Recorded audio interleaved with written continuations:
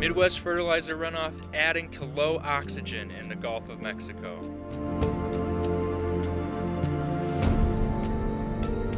The U.S. needs a national strategy for regulating farm pollution. Experts are saying changing attitudes is key. A below-average Gulf of Mexico dead zone measured. Illinois agriculture continues to battle nutrient pollution.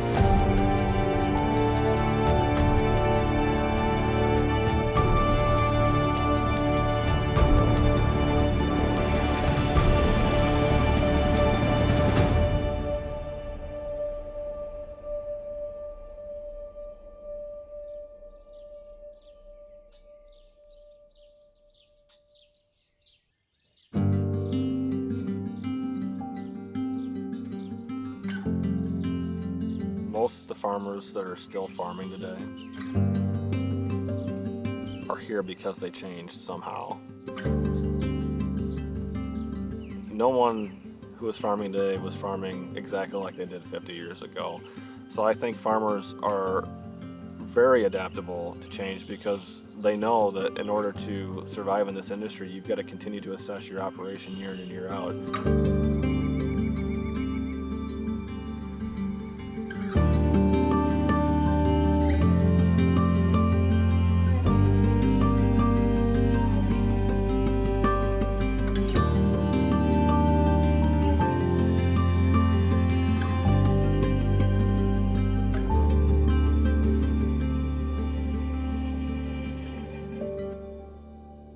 Dad and I farm 3,000 acres of corn and soybeans. Let's see, it's been probably at least a handful of years now where Dad is still actively involved in the operation, both with the work and financially, but all the decision making as far as what happens on a day-to-day basis and where things go and what things happen is my responsibility at this point. One of the hardships that many farm operations have is the father-son transition. My goal has been to facilitate him to be successful, and because of that, I've watched a young man who has been able to instigate his own ideas, create his own parameters on things.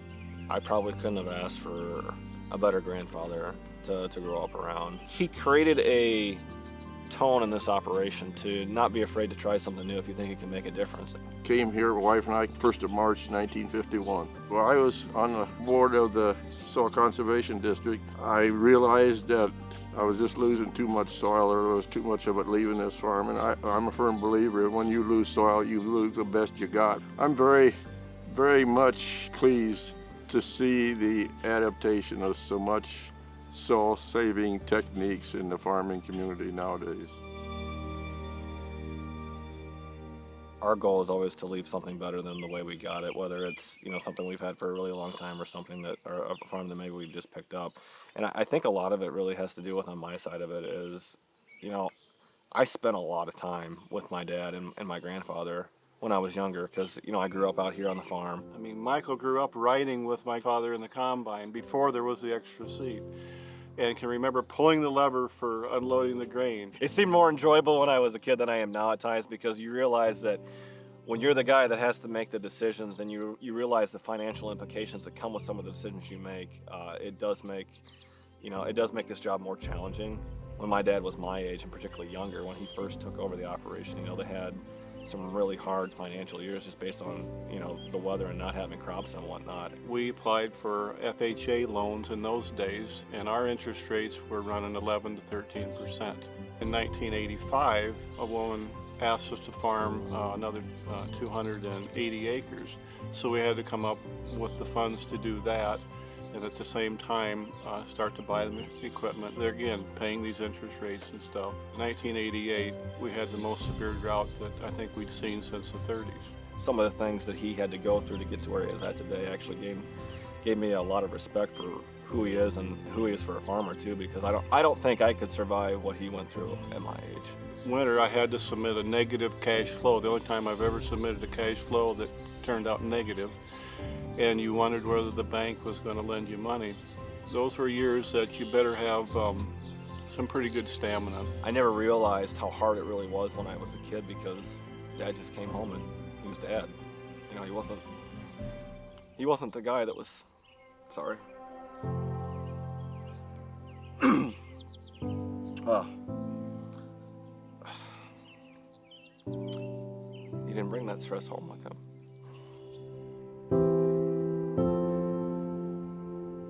There's going to be adversity, and that's okay.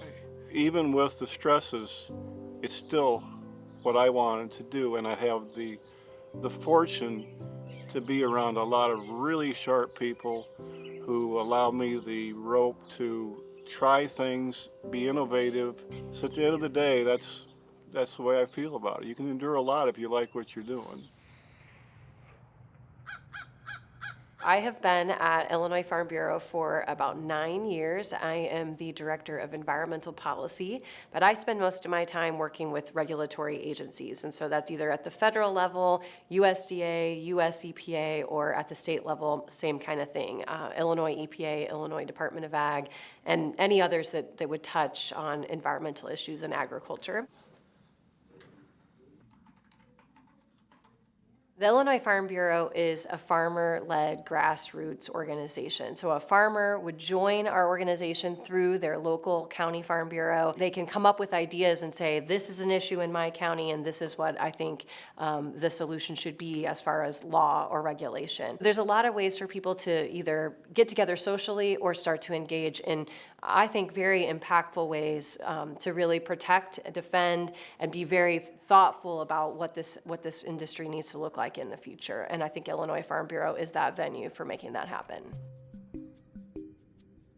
The Illinois Nutrient Loss Reduction Strategy has become a thing in and of itself back when we started going to meetings in 2013. So this was about day 2 on the job for me. Hey, Lauren, you need to go to the Illinois EPA. They're having a meeting on fertilizer and manure runoff. Will you be the Illinois Farm Bureau representative? Yeah, I will. The federal EPA had actually issued a guidance memo, so not a law, not a regulation, but a guidance memo that said we want states to put together these strategies to kind of build off of whatever you have going on and add to it. But we were around the table with all of the ag groups, environmental groups, wastewater treatment community, academia. By the end of it, we agreed to a strategy, and agriculture actually had a really great opportunity to continue to think about this issue and address the issue in a voluntary way. So yes, we had to admit we do contribute quite a bit of nitrate nitrogen into our water, and we do contribute a bit of phosphorus with the sediment that enters into our waterway.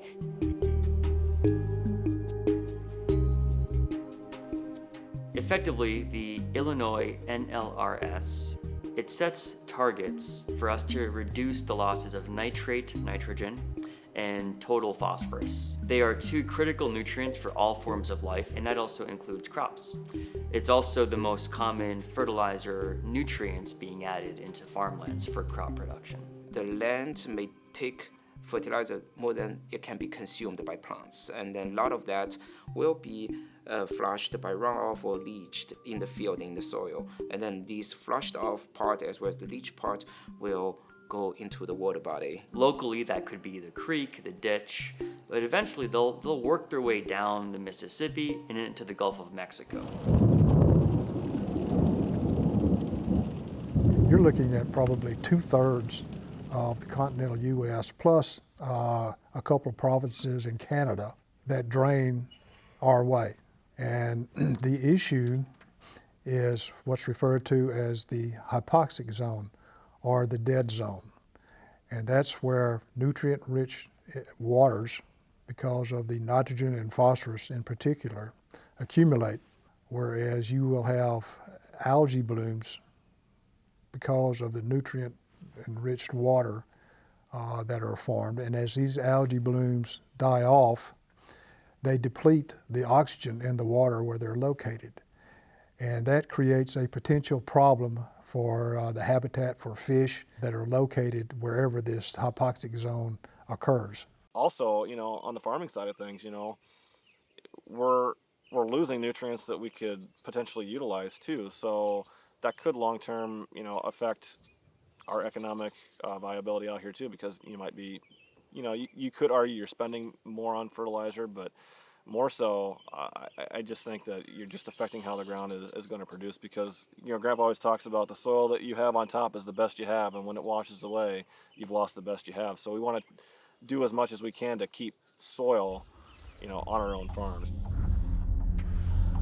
We have these goals that are out there, these targets that we're shooting for, but they are 5-year running averages because it can rain a lot and we have a lot of flow, or it can be a drought and we have very little, which will impact the amount of nitrate and phosphorus that we have in the water. Also, we're subject to hurricanes in our part of the world, and these type of storms have a tendency to stir the bottom, and that in itself reduces the size of the hypoxic zone. There's no consistency in the size of what that zone is going to be. You had lawsuits attempted in the federal court system down in Louisiana where environmental groups said, US EPA, we think you should do something to regulate how we can address this. In that case, the answer was you should make every state do numeric standards, so water quality standards for nitrate and for phosphorus. So far, even through the Obama administration, the Trump administration, and now the Biden administration, we have different versions of those memos that I talked about that say, nah, we want to lean into these states kind of taking the lead here and putting these strategies to work on the ground. There's two major types of nutrient loss reduction practices. So we're reducing losses.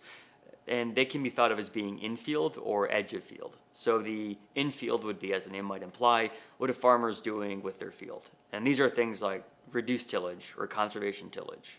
There are things like cover cropping. And then you've got edge of field. These include things like bioreactors or buffer strips or even small wetlands that can help mitigate the transfer of nitrate into waterways. Conservation practices that we are implementing on this farm today are no-till, strip-till, banding our fertilizer, variable rating our fertilizer, buffer strips to catch nutrients. We have terraces to help control water flow. We've implemented pattern tile draining systems to help for water infiltration to prevent runoff. We have a wood chip bioreactor on our farm as well, another conservation practice. So, we're implementing every type of strategy that you can think about to try to do better than what we were doing, previously. The first thing you have to understand, and I think most people do nowadays, or maybe they don't, that the soil is the beginning of everything. I'd offer up the idea that soils are the skin of the earth. And if you think of an apple, the peel of the apple, that thin peel, is roughly analogously the thickness of the soil that supports, by the way, all life on the terrestrial planet. I probably say this a lot in these interviews, but my grandpa he had this friend that used to say, if it washes away, don't worry, there's more under that. And you can't think that way. When you're losing that top layer, that peel, as you call it, you're losing the best you got. And that's just going down the river and creating a lot of issues. And that is why we have been so focused on our farm doing these kind of things, because we know that if we don't implement some of these strategies, that we're going to lose the soil because of the kind of terrain and the kind of soil that we farm. In most cropping systems, historically at least, we've unfortunately been eroding faster than what the soil can naturally replenish from bedrock. A lot of consumers, unfortunately, hear a very simple story of nutrient losses are from over-application of fertilizers. It's more complicated than that. And that message has to get out there, as does the science. A good example here is phosphorus. Most of our phosphorus is lost by erosion of soil, not by fertilizer. Our mission is really to do the most advanced science in this topic, but at the same time, also put sufficient effort to translate this research to be actionable items and practical implications. You actually want to make it relevant. And then how to bring that relevance into a research. Then you got to talk to your stakeholders. And then our biggest stakeholder are farmers.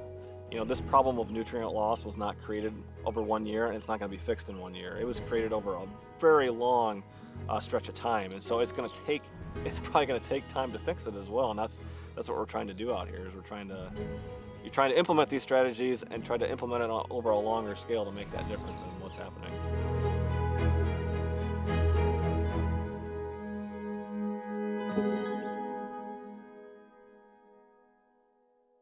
My great-grandfather was a farmer, and my dad was a farmer, so there's several generations. It doesn't get any better than that. So the way that people used to till was by moldboard plow. And effectively, you are inverting the soil. It's very aggressive tillage. That's what got me into soil conservation, because in bad rains, we had severe erosion on this hilly land. But it was pretty much the same farming practices that was done all over. And if done at the wrong time, say before a big rain event, which back then you didn't have a weather forecast, you can lose a lot of soil by erosion. Now today we have, enabled by technology, incredible abilities to be precise in how we till, when we till, and to do it in a way that doesn't drag yield, doesn't hurt yield, but we can preserve soils. So things like strip tillage or reduced tillage, or even just no tillage. And yes, as far as I know, I was the second guy to try plant corn zero-till in Bureau County. At least that was what the soil conservationist said. And the second guy to try to no-till soybeans. And I had no idea if it was going to work or not. I think people thought he was crazy because that's just not the way things were done. I mean, it used to be when he was my age, if you saw one stalk standing out in the field, like you had done a terrible job plowing. I mean, you wanted to see everything completely black. That's just the way that things were done. He was trying to no-till with conventional till equipment. I got to watch all that and be in the middle of that. And the thing that strikes me to this day looking back is we'd be zero-tilling some beans and a neighbor or whatever would show up, and they always did the same thing. They walked out in the field, they looked at the ground, they kicked around for a while, and as they were walking away, they went and walked back to their truck. And you began to see they didn't think this was going to work, but my father believed it would, and it did. It was really difficult to implement to begin with because you didn't have the right tools. Now jump ahead then to what we do today. Same thing with the strip till. I started out with a homemade 8-row bar that my brother-in-law had made so I could do strips, no guidance, and it was ugly at best, but it was the best we had. And it was inexpensive at the time. In fact, I bought 8 used coulters to do it with to see if it would work. Farmers are kind of used to use it up, wear it out, make it do or do without. And if you have to do that, you do it. You just do what you have to do.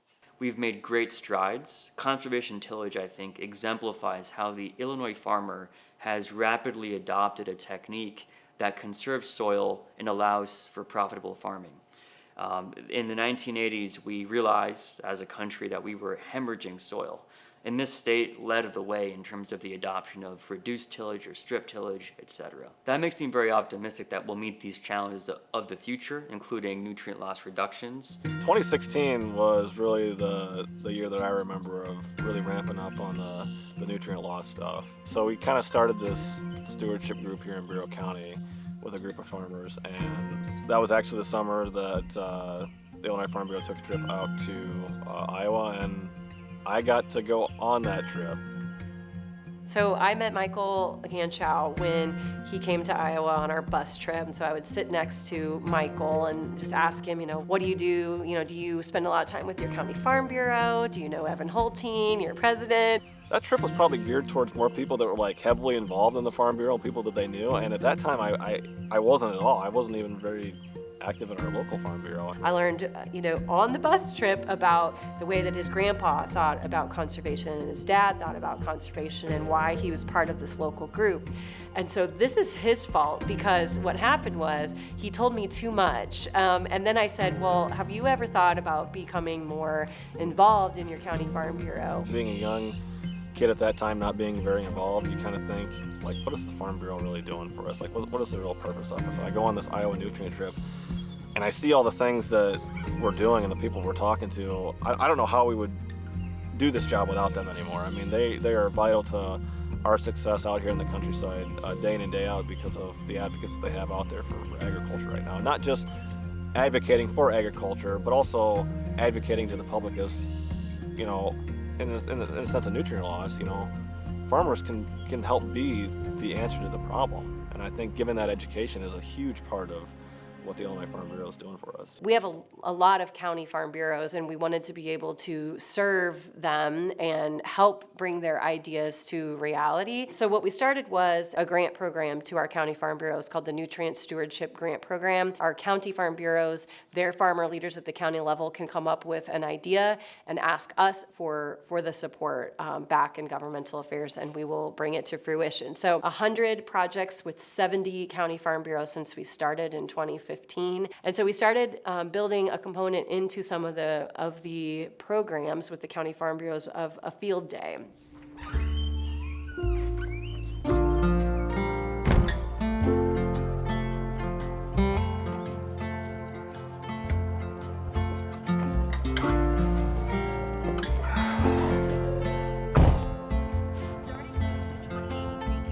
Does anybody need to go to the restroom further?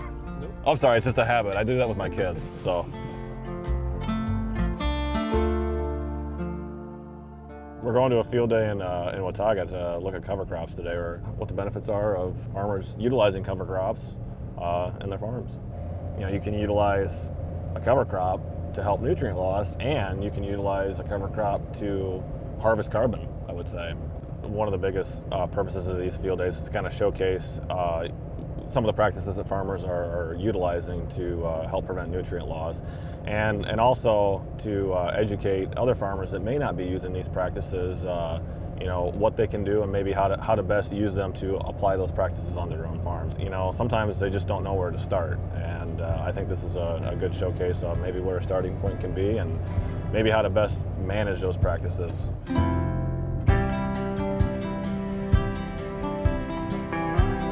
Yeah, because of the weather last night and it being so rainy, they're actually going to be moving the field day to the firehouse just because it's probably too sloppy to be out there with a bunch of people and get vehicles in and whatnot.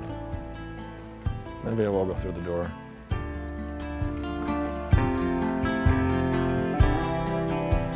Young Farmers is a branch of the Young Leaders program at Illinois Farm Bureau, and it's members that are 18 to 35 years old. So a 2-hour conversation about all the things they could do turned into this cover crop project. And that was because a lot of my young farmers are coming back home to farm, or they're just getting out of college and they're coming back, and they've learned all this stuff at college. They've learned all these nutrient stewardship programs or ideas or things that are going on, but how do they come home and get their family members to adapt to the new programs? Which is nothing wrong. Change is hard, adding inputs to the farm is hard. And so what was a way that we could do that to help those young farmers get that information and try that new practice and get their families on board? Triticale has a better feed value than rye does. We've only taken one analysis so far. And the year that we did it was a wet year, so. Isn't that always the case though? You know? Get chopped on time. Yeah. So what is a cover crop, first of all? A cover crop just refers to a crop that one plants, which is typically in the fall season for the Midwest, but you don't harvest it. And as the name implies, you're covering the soil. The benefit of doing that is the cover crop actually can take the excess of nutrient that haven't been used, left on the ground. Before the spring, you chemically terminate that, so they stay on the ground as the residual and then slowly decompose and return their nutrient back. By doing so, much less excess of nutrients in the soil will be leached, loosed to the water body. Cover crop also have some other benefits. For example, people talk about cover crop can increase soil organic carbon. Cover crop can actually improve soil health and then increase the soil water holding capacity, and then so there are some other different aspects, and also suppress weed too. We're going to continue to use the data that we already have and compile it with data that we're going to get in the future, and we're going to have future field days that will dig in deeper to what we're finding on the not so much the agronomic side, but field health, soil health, what we're finding on each individual plot that we have. My goal, I feel like, as a manager on the project has always been, especially with the Nutrient Stewardship Grant, is to go to Lauren Lurkins and say, hey, what do you need from us? Like, what do you need us to do and prove and show that you can then go to take to stakeholders or politicians or anybody that doesn't believe that Illinois Farm Bureau and farmers are taking that step to be stewards of the land. So we had 18 of our 20 townships covered, and so you have to think having those 18 out of 20 townships shows through the panel, through all the participants being there, it was their chance to not only like talk with each other about what they had done and what they had found and different ways they could do things, but it was a way just to show that Knox County is willing to take that extra step. I had the ability to sit down with some of these growers that, you know, they really want to try to do some of this stuff, but you know, this isn't a cookie cutter approach. There's not one size of doing this practice that fits every single farm. 20-acre plot this year. We put in an additional 40 acres next to our farm, trying to find ways to add some feed value for our cattle. We have been implementing no-till and cover crops here in the last, 10 years. We feel at this point we just need to see what works and what doesn't work. This is great that it's, we can figure out what's working on our farm. We also can talk to our neighbors that are also doing the plots and see what's working on their farm. I've had some landlords from other states that have seen this and asking a lot of questions and are very intrigued, and I think that is very important to see that other people from around the states are seeing what we are doing here in our little county of Knox County.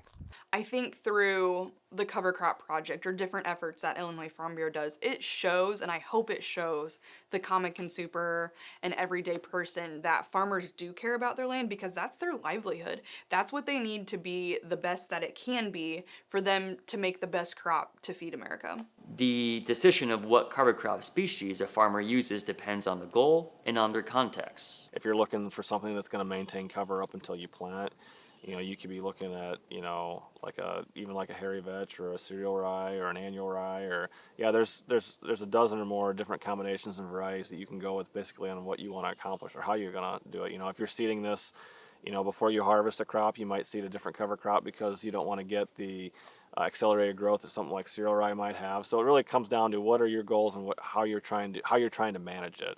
A lot of the practices that we know that can be good environmentally speaking, like say cover crops, they introduce a lot of risks.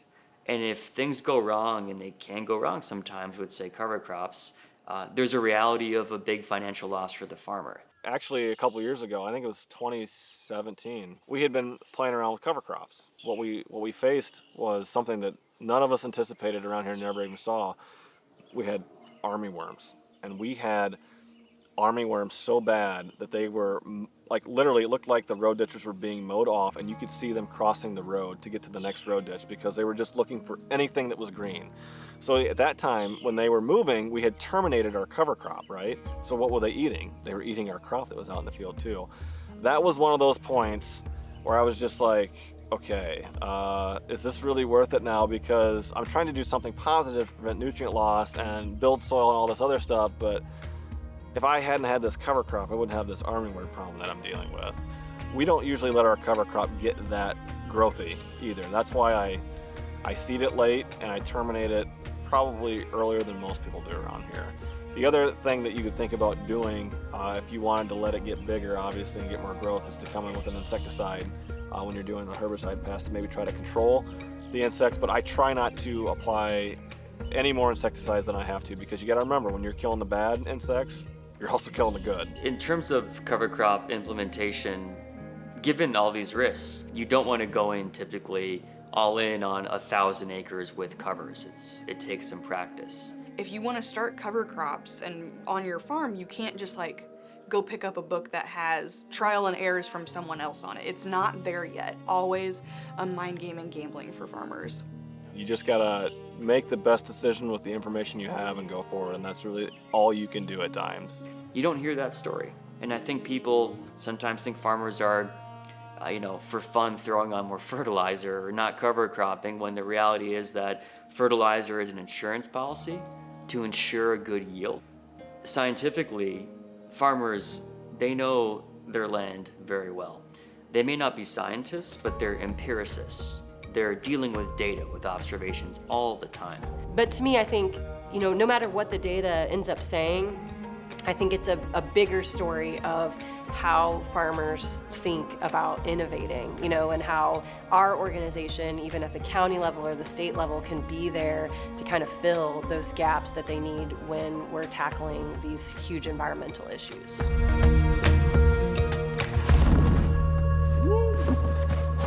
you get that on film? Yeah, I actually did.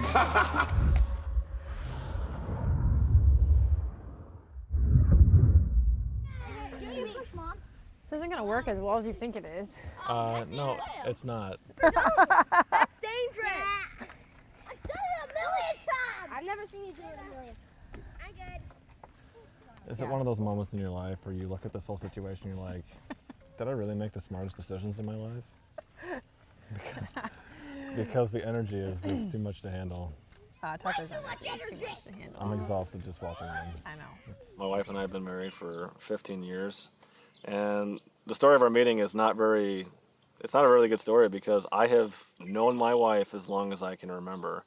In fact, my mom here in the kitchen has got a picture of Lindsay and I when we were 3 years old together. Everybody knows my wife and everybody likes her. She's one of these people that everybody likes. I'm the opposite of that. Like people, see when I go up to people and I say, I'm married to Lindsay, they're like, oh, you're married to Lindsay. Like, boy, she's such a great person. And there's times, like, if Lindsay would say, Michael's my husband, we'd be like, oh, Michael's your husband. Like, you know what I mean? Like, so I'm definitely a different personality and probably a little bit more harsh than my wife is. But Lindsay she's just a great person. And then we have three kids, Brooklyn, Tucker, and Hunter. It's kind of cool to see how they change, year in and year out. And I'm actually we're already gotten to the point, with some of the kids that they're showing some interest in some of the things that I do. And that's one thing that I really feel very fortunate in the job that I have because I can share what I do with my kids at any second of any day that they want to come out. So, just not everyone has the chance that they can go to work and be around their kid or show their kid what they do or share what they do on a level that I do with my children. And I think, honestly, I get to know my kids on a much deeper level because they will come out and it's not always about just riding with dad. I've already found at this age that sometimes they just want to come out and talk to me about something that is bothering them. And that's kind of what I used to do with my dad. It's like therapeutic, you know what I mean? So sometimes they're just looking for that person to talk to. Not only are Michael's kids out a lot, which is great, but my two daughters bring their kids to come for combine rides and have at least a brushing of the experience that they had when they were kids too. And that's really awesome to be part of. Honestly, it's kind of nice to be able to go to work and try to leave work there. When you come home, you're at home. I will say, like I talked about earlier, Dad was really, really good at that, at hiding his emotions and hiding all the stuff that probably was bothering the hell out of him. The other thing that's been very helpful to me is we have a lot of wonderful landowners, and they are very interested not only that we take care of the ground for them, they want it taken care of for their children and their grandchildren too. And of course we own enough acres too that we feel like we can experiment with things on our own ground, see how it can become successful, and then apply it to the other acres too. The landowner can make it important to implement these strategies, but if they don't see a rate of return for them, they may not even care or see why they need to make it part of their lease right now either. So there is a struggle too that when you're renting ground, you're not always in control of how that ground is being farmed as a farmer because somebody else does own that ground, and I still have to communicate, I still have to stay within the bounds of the lease that I have on the rented ground that we do have. I mean, the world of the farmers that we represent is very complicated, and it can be really different depending on how they work the land that they own and they work the land that they have some sort of relationship with. It's human elements of that. I have landowners that live in Des Moines and now Florida, the city people. Last summer, they asked us to come and meet with them and explain to their children what we do. And it was a session somewhat like this, where they were allowed, they asked us questions, whatever they wanted to ask us, and we would explain to them why we do something or why we are trying to implement things for their land and for them. And I thought that was extremely productive because then we could have a conversation back and forth on it. To me, it comes down to the relationship between the farmer and the landowner. And that, just like any relationship, it doesn't happen overnight that you get people on the same page, but it can be done, and it happens across our state. We are going to Blandesville, which is located in McDonough County, and we are going to go to a field day that is featuring the wood chip bioreactor got installed last year, but we're gonna look at the bioreactor that was installed last year.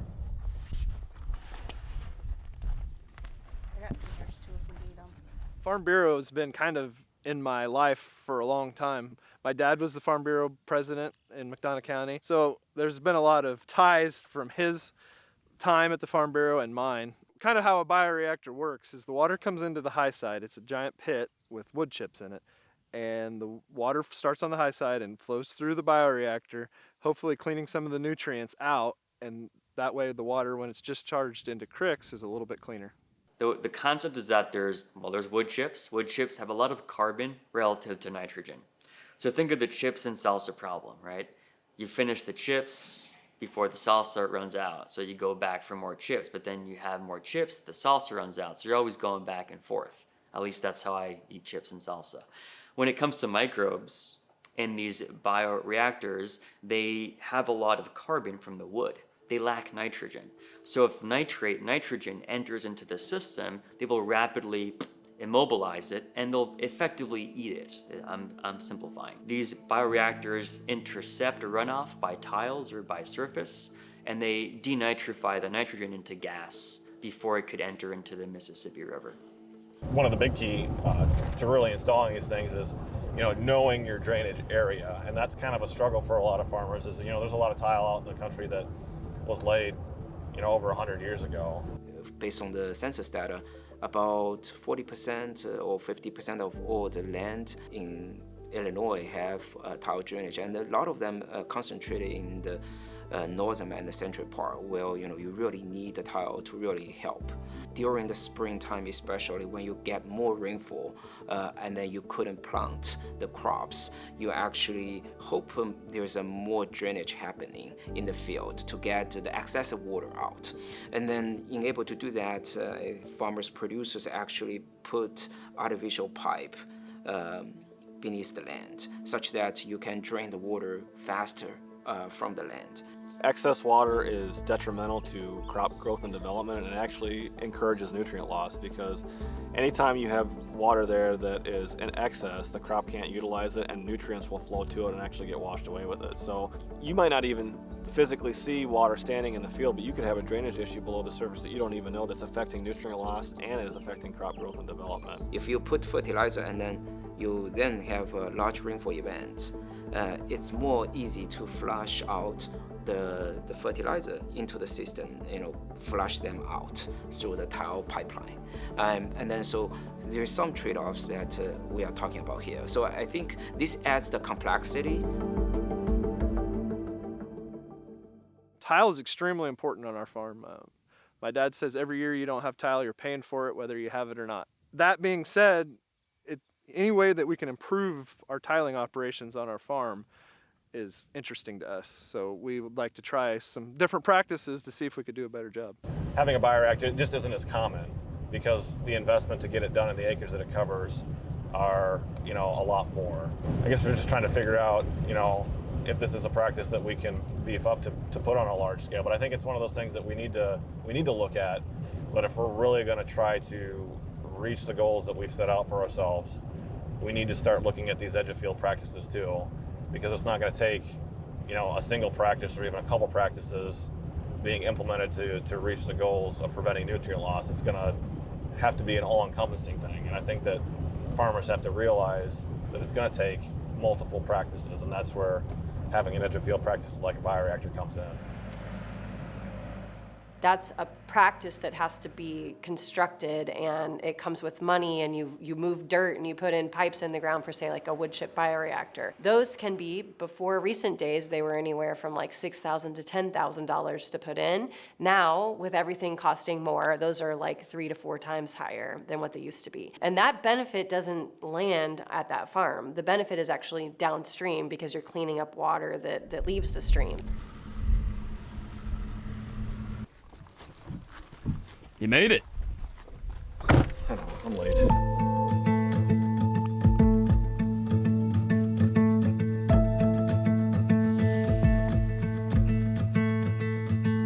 You know, farmers take care of the land. We sometimes don't get the best light portrayed upon us about what we're doing, but farmers care about the land and they're going to do what's right. So this is one step, you know, that publicly we can show that we think about it, and we can learn. We can find out what we need to do. You know, there's always room for improvement.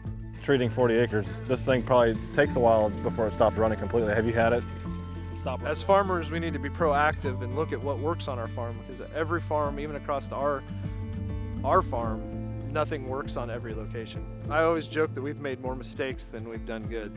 In this job, and I think in any job, you never want to say, I know it all, and stop learning. And I think that these field days give that opportunity to, you know, I think I always get something out of them when I go to them. We've got a dry dam there where my grandfather was, that's twice as tall as us.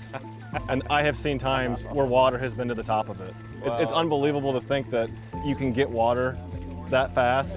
But it's completely possible. So when you said it went around it, I'm like, yeah, I'm sure there's times there is water that would probably go around it. So some of that. Colby's site is one of those sites where it took a little bit to get the engineering all figured out for that particular site, but we have water quality monitoring that happens through the University of Illinois and will continue through the next couple of years. So we'll be able to answer those questions of the farmer community, which are how much does it cost and how well does it work, and where do you put it on my field?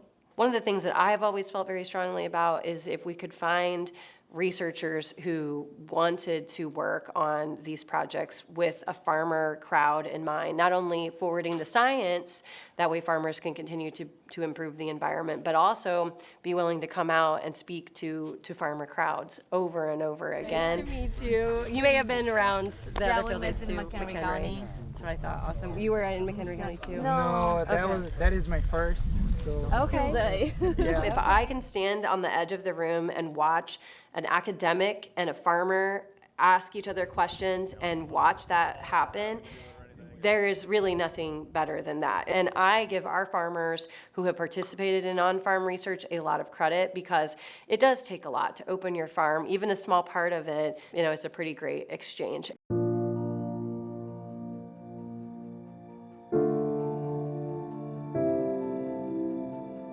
Lauren brings so much deep understanding for farmers' needs, as well as her team bring, you know, the connections across the whole state with different farm, you know, county farm bureaus. Farm Bureau identifies farmers, links us up with them, helps us with those relationships. And they also give us very honest feedback. And we need that feedback from farmers and from the Farm Bureau. We don't want to do something that's off in the ivory tower and it's just not going to be effective. We've got this project going on with Andrew Margonaut, where he's going to be coming out and he's going to be measuring the nitrogen in the field, and we're going to have some where are in treatments that have nitrogen applied to them and some that don't, and he's going to compile that information, and we're going to see, hopefully get some good information about how this is all affecting water quality and stuff out here. But really, it's a privilege to be a part of those kind of things because we need data to drive the decisions that we're all making here. We can't just say, well, if everyone implements this strategy, we're going to solve the problem. Well, we need to have the data behind it to support that. And I think it's a heinous sin of researchers that we show up to a farm and we start telling farmers how they should farm or how their system works. I think the starting point has to be you show up and you listen and you learn what they think are the processes, the phenomenon going on.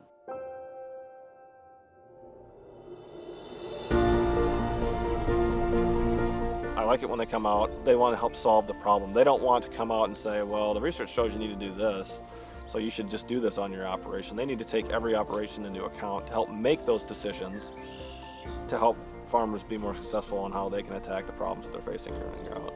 Farmers have informed a lot of our own experiments, again through the Illinois Farm Bureau. We've designed experiments because a farmer said, hey, I noticed this, and he was right, which is not a surprise. When you listen, when you try to understand them, and then when you try to discuss how we could be helpful, that conversation quickly turns into much more positive and open the door. What I feel farmers may not welcome is you go there, you try to teach them what to do, but that's really bad, because how could you know better about agriculture farming their land?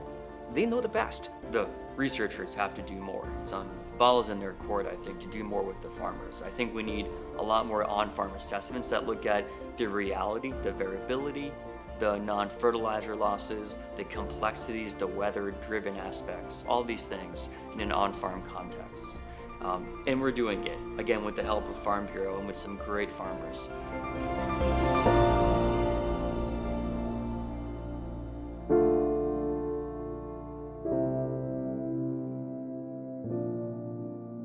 I believe we have two big issues in front of us right now, and I think they're not necessarily just politically related, and so I think it's important to think about both of them. One is obviously water quality, and the other is climate change.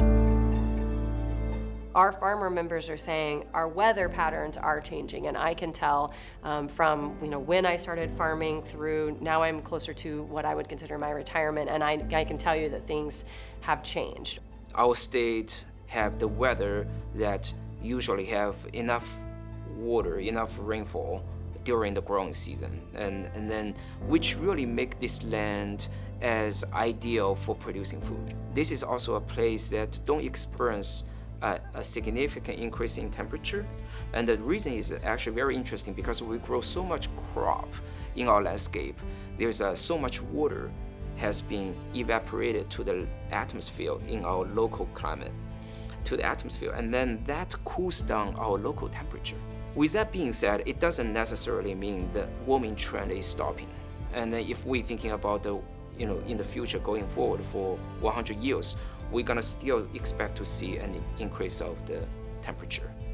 What I think more concerning is the increase of the extreme events. You can actually feel that. It can be more frequent drought or more frequent flooding. And then this has been scientifically proved is happening in our state.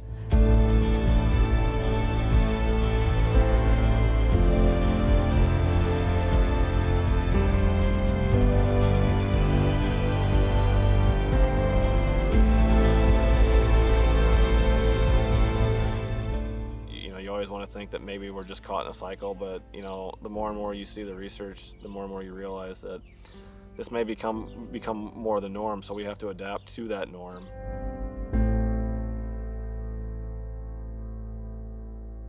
We also have this sort of an advisory committee of farmers that are very interested in, at this point, sort of climate and carbon. And so we do call them our Farm Bureau carbon team. But there have been versions of that team in almost my whole 9 years at Farm Bureau. And the name is going to change, but really the core group of people have been people who are very interested in what we're doing for water, for climate, and for carbon. And it includes people like Haley and Colby and Michael.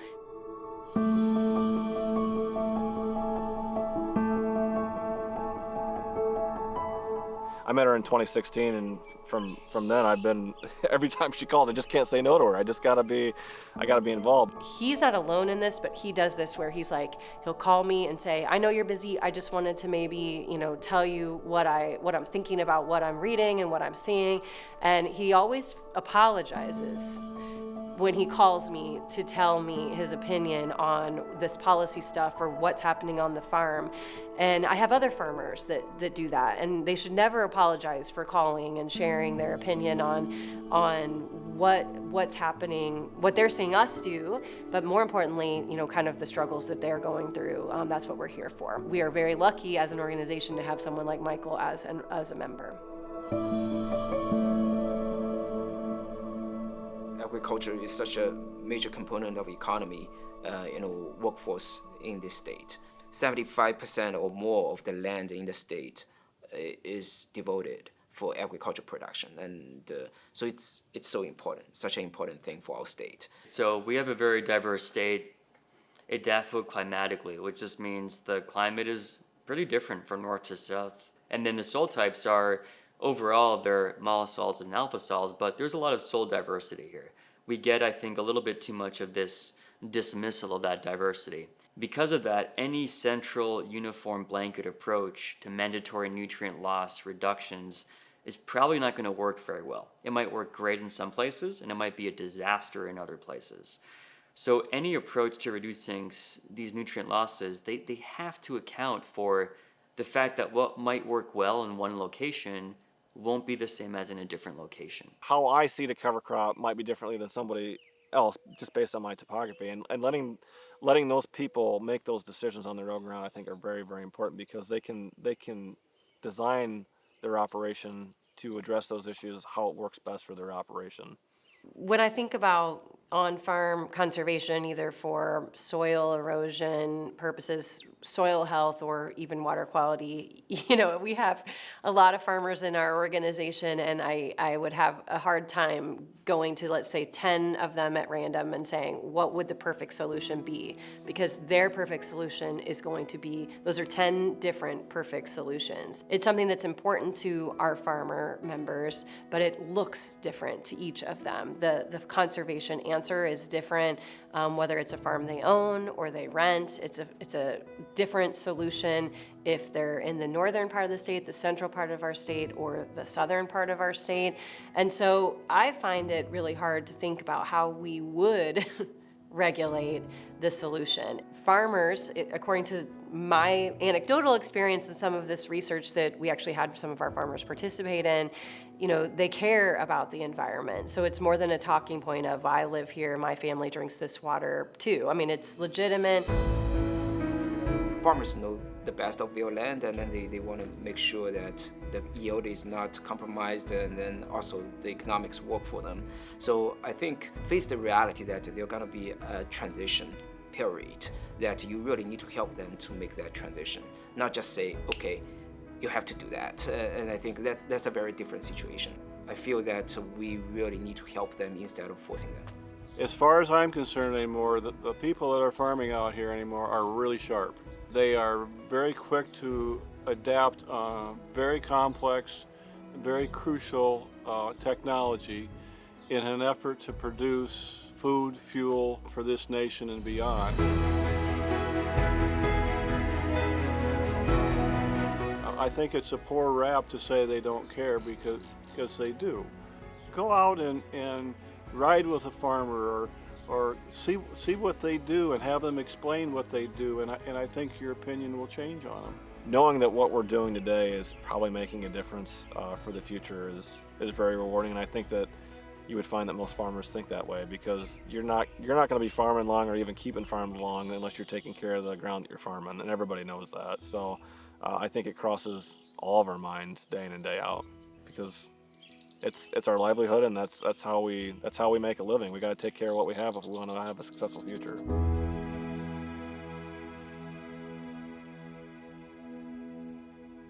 Basically, just turn yourself around and stay there until I tell you to come down to the west side, okay?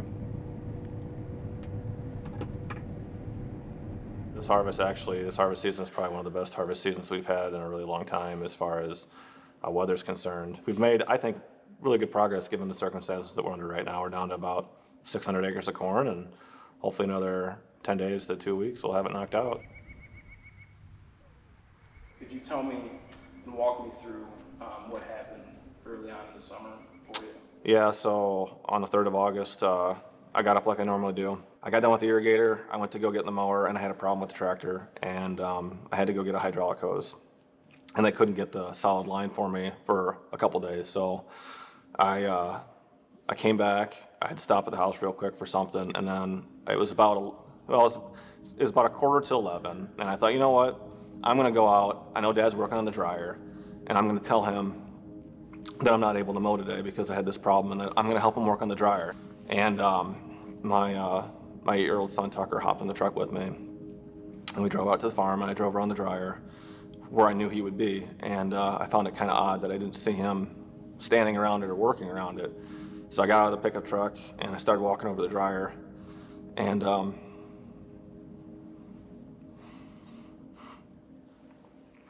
saw him laying there.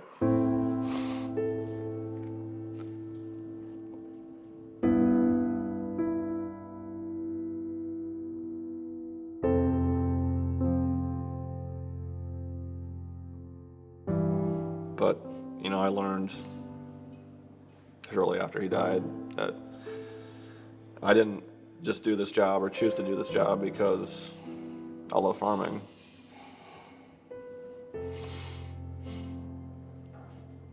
I chose it because I loved him.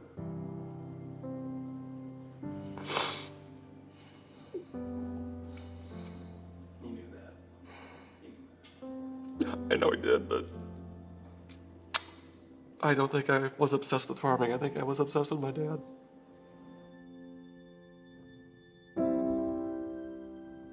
Emotionally, I'm not okay. And I think it's going to take a long time before I am. Because he wasn't just my father. He was my friend, my best friend. And that's what I miss more than anything, is my best friend. Compared to most people, I spent more time with my dad than anybody. You get up every day, you go to work with him, and it wasn't hard. I mean, it was enjoyable. And that's not always the case. Sometimes, people go to work with their parents, and it can be hard because parents can be overbearing, they can be critical, they can be pessimistic. I mean, so can the kids too. I mean, it takes both sides, obviously, but my dad was not that way. He was an encourager, an optimist. We worked at this together. He didn't see it as his. He didn't see it as mine. We saw it as one. And that's what was really awesome about this. I mean, we were literally, both of us were living the dream, and we got to do it for 14 years, which is a blessing. And that's why I feel bad that I have all these terrible, these feelings, because I did spend more time with my dad than most people do. And it wasn't just, I got to spend time with him. It was great time. It was good time. But that's probably why it hurts so much. He always put his character and his honesty first. And if it meant that it cost him money to be honest, then that's fine. Because at the end of the day, you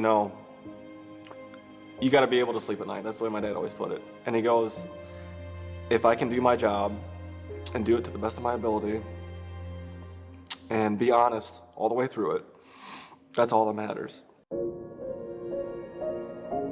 My dad's famous line to me that I can remember growing up, whether it be if I was involved in a sport, if I was involved in, just being in school and whatnot, he'd always look at our results and say, you did really well, but, is there anything you think you can improve on or things that we can do better? And obviously there always is, and it wasn't a sense of he took it as a criticism. I never took it as a criticism. I just took it as a opportunity to always look for improvement, to never be content with where you're at, because when you get content with where you're at, you stop learning, you stop trying, and then you get stagnant. And I think that was always his message going forward, is standing still is always worse than moving forward. And my dad was always about moving forward. He never looked back, and you can see that in the ground that we're still farming today, because it's in much better shape. At least some of the first ground that he ever farmed by himself is in much better shape today than it was the day he got it.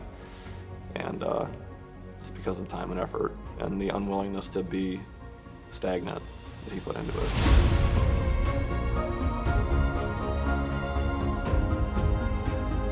What are you most proud about Michael? What am I most proud about? I guess the way he treats me, and that he allows me to be me, and I'm very proud of that because it makes me feel useful still in the operation. This is all I've ever wanted to do. And the running joke around here is that I don't go to work every day. I enjoy it so much that it's a pleasure to do it.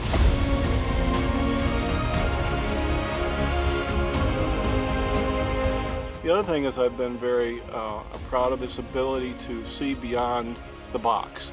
Just because you did something for 50 years doesn't mean you have to keep doing it that way. I get appalled when people stifle the young people coming into whatever the business is, because most of the time those people, they can really take it to the next level if you allow them to do that. And I believe Michael has done that here.